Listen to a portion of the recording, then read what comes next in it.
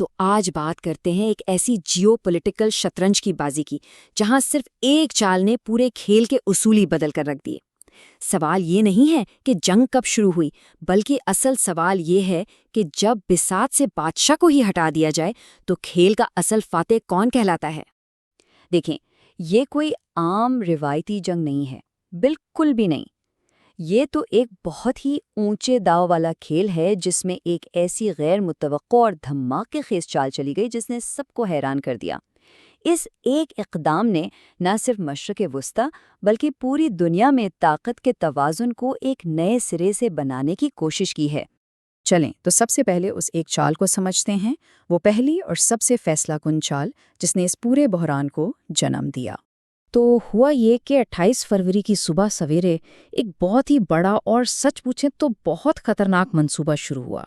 آپ سوچیں، چند ہی گھنٹوں کے اندر ایک کے بعد ایک فضائی حملوں نے ایران کی پوری سیاسی اور فوجی قیادت کا تقریباً صفایا کر دیا، اور ان کا سب سے بڑا نشانہ خود سپریم لیڈر تھے۔ اب اس حملے کا مقصد کیا تھا؟ دیکھیں، مقصد بالکل صاف تھا، ایرانی حکومت کو اندر سے ہی توڑ دو۔ اور یہ حملہ ایک ایسے وقت میں کیا گیا جب ایران پہلے ہی اندرونی مظاہروں کی وجہ سے کافی کمزور تھا۔ منصوبہ یہ تھا کہ جیسے ہی قیادت ختم ہوگی، حکومت خود بخود گر جائے گی۔ اور اس پورے منصوبے کے پیچھے سوچ کیا تھی؟ اس کا سب سے بڑا ثبوت صدر ٹرمپ کا یہ بیان ہے۔ یہ سیدھا پیغام تھا کہ مقصد صرف فوجی نقصان پہنچانا نہیں، بلکہ ایران کے اندر ایک مکمل سیاسی تبدیلی لانا تھا، بالکل ویسے ہی جیسے وینزویلا نے مدورو ماڈل کے تحت کرنے کی کوشش کی گئی تھی۔ لیکن جیسا کہ شطرنج کے کھیل میں ہوتا ہے، جب بادشاہ کو شے ملتی ہے تو باقی مورے خاموش نہیں بیٹھتے۔ تو اب دیکھتے ہیں کہ ایران نے اس زبردست دھچکے کا جواب کیسے دیا۔ اب ایران کی قیادت تو ختم ہو چکی تھی، ملک میں ایک افراتفری کا عالم تھا، لیکن اسی حالت میں ایران نے ایک ایسا جوابی حملہ کیا جس کی شدت اور جس کے پیمانے نے سچ میں سب کو ہلا کر رکھ دیا۔ اور یہ جوابی کارروائی صرف اسرائیل کے خلاف نہیں تھی، نہیں، ایران نے پورے خطے میں پھیلے ہوئے امریکی فوجی ٹھکانوں کو نشانہ بنایا۔ یہ ایک طرح سے یہ کہنے کی کوشش تھی کہ اگر ہم غیر مستحکم ہوں گے تو پھر اس آگ کی لپیٹ میں پورا خطہ آئے گا۔ اور دیکھیں، اس جوابی کارروائی کے پیچھے کی جو اسٹریٹجی تھی نا، وہ بہت گہری تھی۔ ایران یہ نہیں کہہ رہا تھا کہ ہم اپنے پڑوسیوں سے لڑ رہے ہیں، نہیں، وہ یہ کہہ رہے تھے کہ ہم تو صرف ان ممالک میں امریکی موجودگی کو نشانہ بنا رہے ہیں۔ یہ ایک طرح سے امریکہ کے اتحادیوں پر دباؤ ڈالنے کا طریقہ تھا کہ ان کے لیے امریکہ کا ساتھ دینا اتنا مہنگا پڑ جائے کہ وہ پیچھے ہٹ جائیں۔ اور پھر ایران نے وہ چال چلی جس کا اثر سیدھا پوری دنیا کی معیشت پر پڑنا تھا۔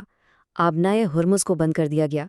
آپ یوں سمجھیں کہ یہ دنیا کی معیشت کی وہ شہرگ ہے جہاں سے دنیا کا تقریباً 20% تیل گزرتا ہے۔ اسے بند کرنے کا مطلب تھا پوری دنیا کا معاشی گلا گھونٹ دینا۔ اب اس ساری صورتحال نے خلیجی ممالک کو ایک بہت ہی عجیب اور مشکل پوزیشن میں لا کھڑا کیا۔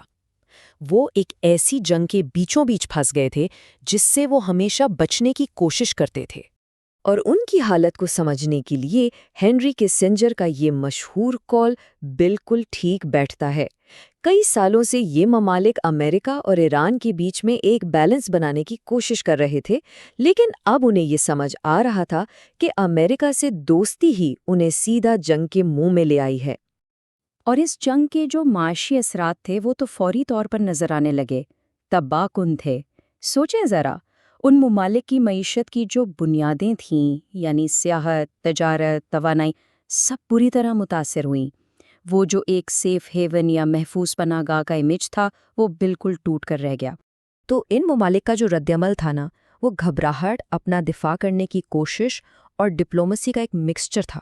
ایک طرف تو وہ مجبور تھے کہ اپنا دفاع کریں، لیکن دوسری طرف وہ یہ بھی کوشش کر رہے تھے کہ یہ جنگ مزید نہ پھیلے۔ لیکن اب بات ہاتھ سے نکل چکی تھی۔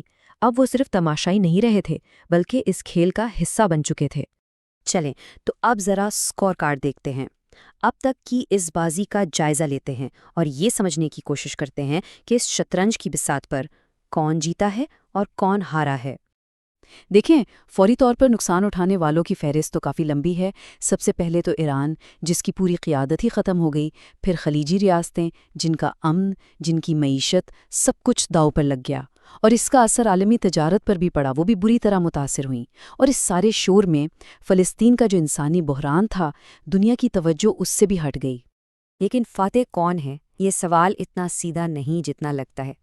ایک طرف دیکھیں تو ہاں، امریکہ اور اسرائیل نے ایک بہت بڑی فوجی کامیابی حاصل کی ہے، لیکن اگر آپ بڑے پیمانے پر اسٹریٹجک لیول پر دیکھیں تو اس جنگ نے ان کے جو بڑے حریف ہیں یعنی روس اور چین، انہیں بہت فائدہ پہنچایا ہے۔ کیسے؟ کیونکہ اب امریکہ کی توجہ اس کے وسائل ایک نئے محاذ پر بٹ گئے ہیں۔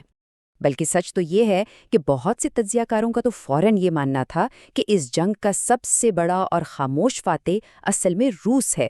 ایک ایسی جنگ جس میں اس نے ایک گولی تک نہیں چلائی، لیکن اس کے مقاصد پورے ہو رہے ہیں، کیونکہ دنیا کی ساری توجہ یوکرین سے ہٹ کر اب مشرق وسطیٰ پر آ گئی ہے۔ لیکن یہ کھیل ابھی ختم نہیں ہوا، بالکل بھی نہیں۔ بساط پر مہرے ابھی بھی چل رہے ہیں اور اصل نتیجہ تو ابھی سامنے آنا باقی ہے۔ اور یہیں پر ایک بہت ہی دلچسپ اور سچ کہیں تو ایک بڑا تضاد سامنے آتا ہے۔ دیکھیں، جس حملے کا مقصد ایرانی عوام کو اپنی حکومت کے خلاف کرنا تھا، اسی حملے نے الٹا اثر دکھایا۔ اس نے قومی غم اور غصے کی ایک ایسی لہر پیدا کی کہ لوگ حکومت کے گرد مزید اکٹھے ہو گئے۔ جو ایک تقسیم شدہ گھر تھا، وہ اب ایک متحد گھر کی طرح نظر آنے لگا۔ تو اب تہران کے لیے جیت کے معنی ہی بدل گئے ہیں۔ ان کے لیے اب صرف اس طوفان سے بچ نکلنا، صرف قائم رہنا ہی ایک بہت بڑی جیت ہوگی۔ ان کی اسٹریٹجی اب شاید یہ ہوگی کہ وہ اپنے مخالفین کے سیاسی صبر کا امتحان لیں اور وقت کے ساتھ ساتھ انہیں تھکلا دیں۔ تو اب ہم ایک ایسی جگہ پر کھڑے ہیں جہاں کھیل کے سارے پرانے اصول ٹوٹ چکے ہیں۔